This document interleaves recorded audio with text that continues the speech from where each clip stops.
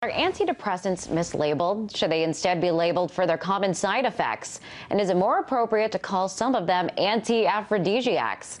Well, some doctors think so. That's because, according to a recent study, more patients taking antidepressants lost their sex drive than those cured of depression. And this could pose a problem for America. Take a look at these statistics. 1 in 10 Americans take antidepressants. 255 million antidepressant prescriptions were dispensed in the U.S. in 2011. And antidepressant use surged almost 400% from 1994 to 2008. And over 9% of American adults today suffer from depression. And it's not just their libido people are losing. Many of these meds induce anxiety and double the risk of suicide. So what are the true implications of a medicated America? To discuss this is Dr. Bruce Levine. He's a psychologist and author of the book you see there, Get Up, Stand Up, Uniting Populists, Energizing the Defeated, and Battling the Corporate Elite.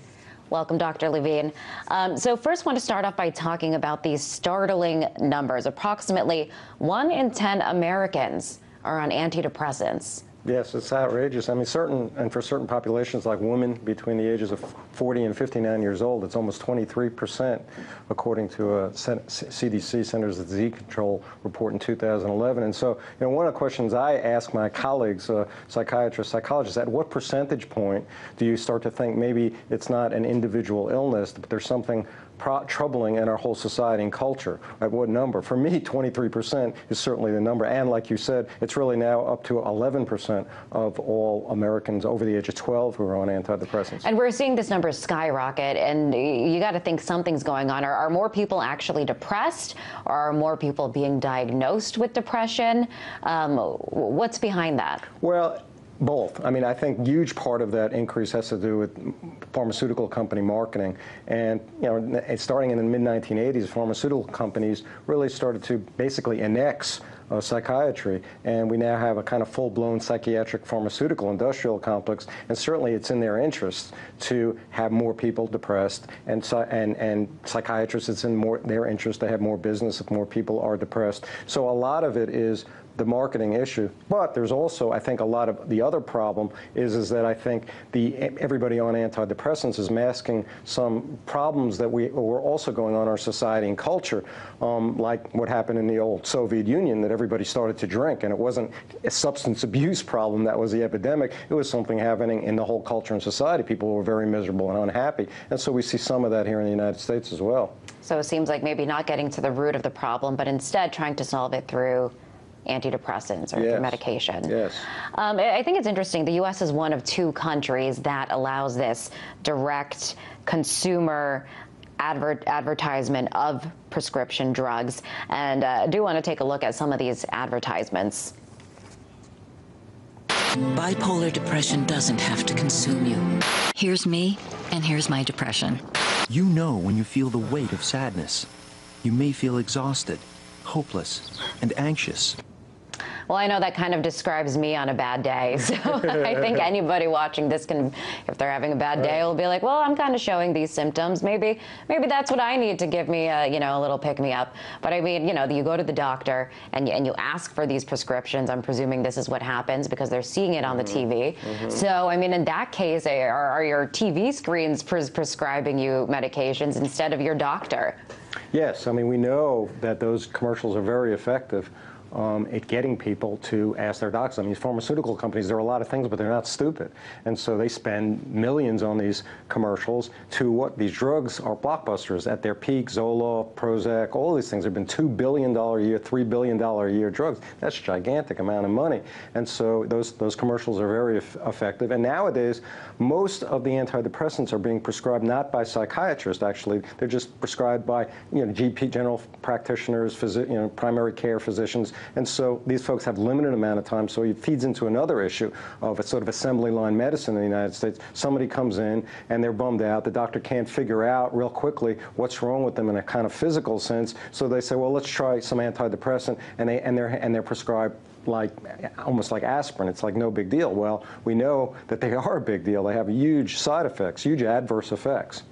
So it sounds like, with this being the case, that there's a very big tendency for these kinds of medications to be over-prescribed or prescribed when maybe it's not absolutely necessary. Oh, sure. That happens all the time, and to kids more and more. And that's a special concern of mine, that they're handed out like nothing to 12-year-old, 10-year-olds, and not taking a look at, there's often obvious losses. I mean, usually what depression is really about is a kind of a reaction to overwhelming pain in your life.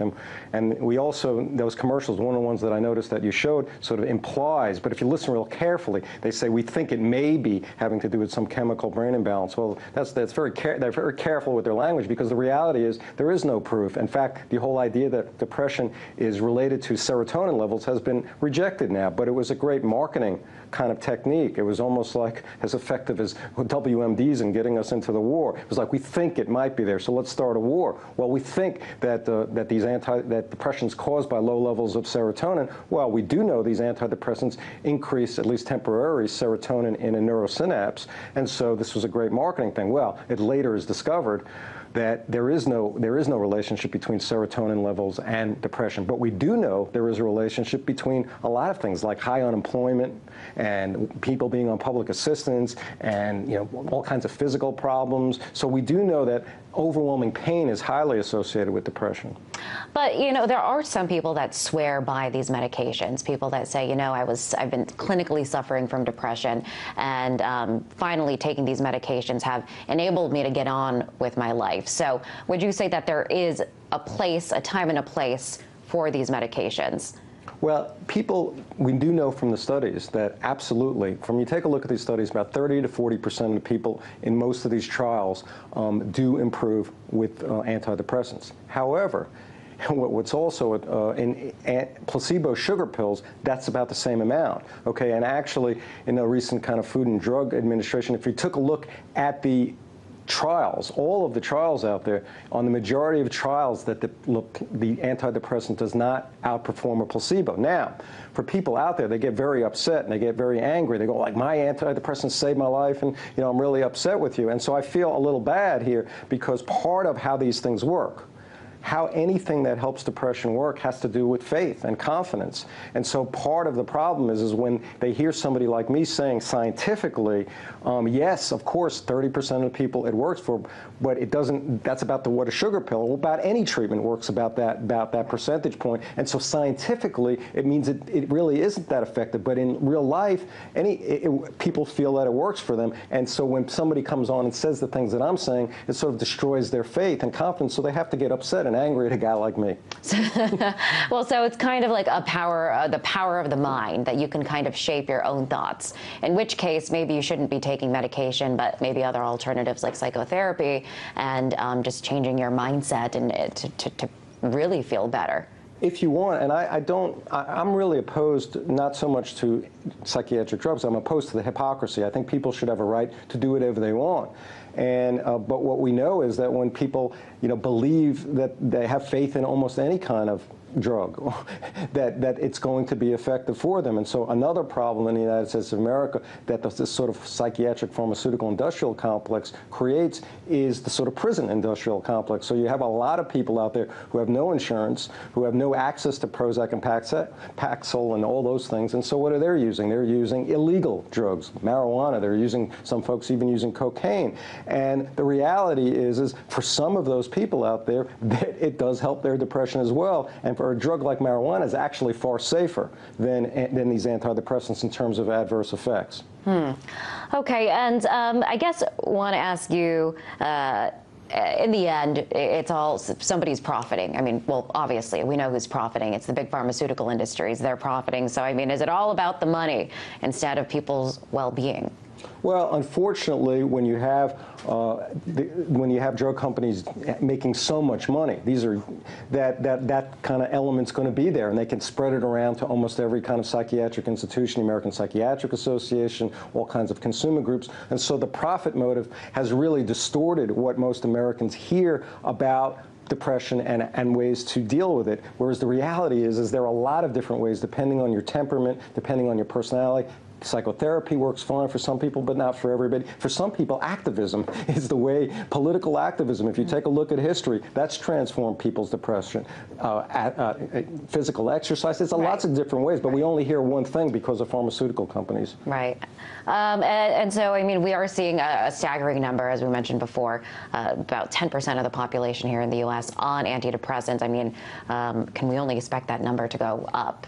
Well, I would guess, although there's got to be a limit somewhere, you think. I mean, like I said, we already got 23% of women between the ages of 40 and 59. We've got increasing. What they're doing now is people are not just on one drug, okay? And they're on multiple antidepressants. And you would think that some of these drug companies wouldn't like that. They want you to use exclusively theirs. Well, one of the reasons why they're pushing people to be on multiple psychiatric drugs is it helps them in terms of if somebody goes suicidal, they go homicidal, and they hurt themselves or somebody else, it creates less liability issues for them. So somebody can't say, well, it was this one drug and we're going to go after you for creating these adverse effects. So that's why they're pushing people to be on multiple psychiatric drugs. One reason. Very interesting, Doctor. Thanks so much for coming on the show. That was Dr. Bruce Levine. He's a psychologist and author of Get Up, Stand Up, Uniting Populists, Energizing the Defeated, and Battling the Corporate Elite.